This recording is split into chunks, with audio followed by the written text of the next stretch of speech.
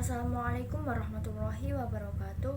Saya Aisyah Nursaila Balkis dengan NIM 215231097 dari Perbankan Syariah 2C.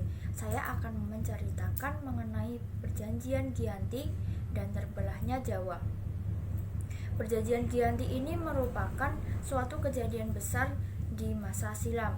Perjanjian ini lahir karena suatu kesepakatan segitiga politik antara Pakubuwana III, Pangeran Mangkubumi, dan Perserikatan Perusahaan Dagang India Belanda atau VOC pada 13 Februari 1755. Nama Giyanti sendiri diambil dari lokasi penandatanganan perjanjian, yaitu di Desa Janti. Tempat tersebut sekarang dikenal dengan Dukuh Kerten, Jantiharjo, Karanganyar, Jawa Tengah.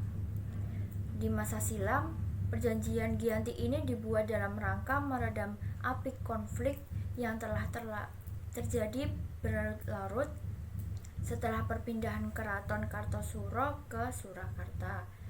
Api dari peristiwa geger pecina ternyata belum mati, masih tepat berada di sumbunya. Ketika itu, Mangkubumi yang membantu Pakubuwono II dalam meredakan api konflik mendapatkan hadiah berupa sebidang tanah dari Pakubuwono II. Namun, luas tanah yang diberikan rupanya menimbulkan kecemburuan. Salah seorang pangeran lalu mengeluhkan ketidakadilan terkait hadiah tersebut kepada Gubernur Jenderal Baron van Imhoff.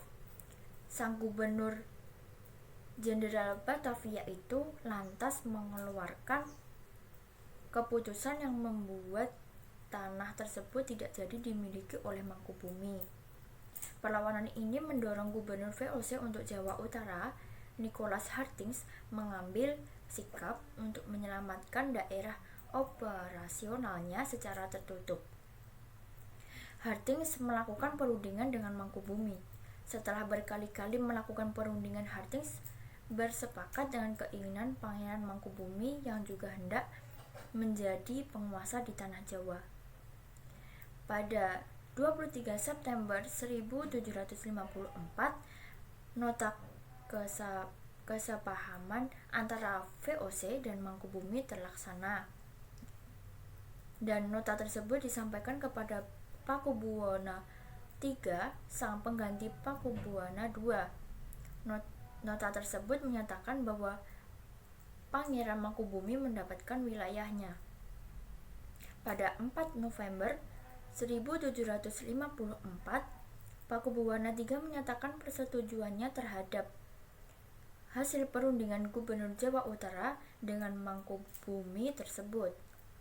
Kesepakatan ini mendorong terjadinya sebuah perjanjian yang ditandatangani di Desa Giyanti beberapa kilometer di sebelah timur Surakarta.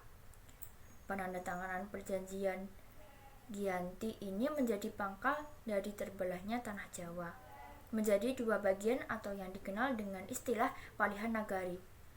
Hal ini menjadi awal mula naik tahtanya Mangkubumi di Yogyakarta sebagai Sri Sultan Hamengkubuwono I dengan gelar Senopati ing Ngalogo Sayyidin Panotogomo Khalifatullah. Perjanjian Giyanti yang tidak merinci pembagian wilayah pada gilirannya menimbulkan rentetan peristiwa. Pembagian dilakukan secara acak, jadi ada banyak daerah yang berdampingan. Seperti ada beberapa daerah di Yogyakarta yang dikelilingi daerah Solo, begitu juga sebaliknya, sehingga menimbulkan banyak konflik antara keduanya.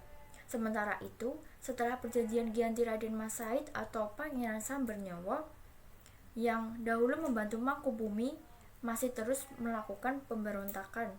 Seperti halnya Mangkubumi, Pangeran Sambernyawa turut menuntut hak sebagai penguasa wilayah. Dalam gerakannya pada Oktober 1755, Sambernyawa berhasil mengalahkan satu kelompok pasukan VOC. Setelah perang bertahun-tahun, Fayasa akhirnya menyudahinya dengan penandatanganan perjanjian Salatiga pada 1757. Perjanjian ini membuat tanah Jawa kembali terbagi. Pada perjanjian ini disepakati bahwa Pangeran Sambernyawa menjabat sebagian dari wilayah Kasunan Surakarta.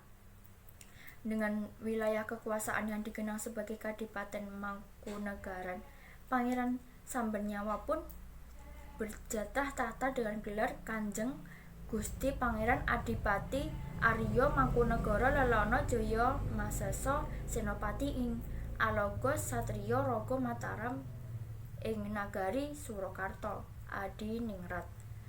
Keterbelahan Jawa ini kemudian hari belum berhenti. Pada 1813, di masa Gubernur Jenderal Thomas Stamford Raffles dari Kerajaan Inggris, Kesultanan Yogyakarta juga terbelah dengan lahirnya Pakualaman. Dengan demikian, tanah Jawa kemudian memiliki 4 wilayah pemerintahan, masing-masing tumbuh dengan perbedaan model dan orientasi politik. Hal ini pun mengantarkan Jawa pada rupa yang beragam. Dinamika politik yang digerakkan oleh angin revolusi pada masa pertengahan 1940-an membuat masing-masing mengalami nasib yang berbeda. Hal ini berujung pada perbedaan status hingga hari ini. Di masa Republik Indonesia, Kasunan Surakarta dan Kadipaten Mangkunegaran menjadi situs cagar budaya.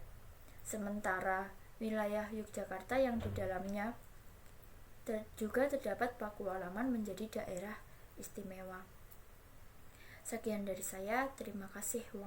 Wassalamualaikum warahmatullahi wabarakatuh.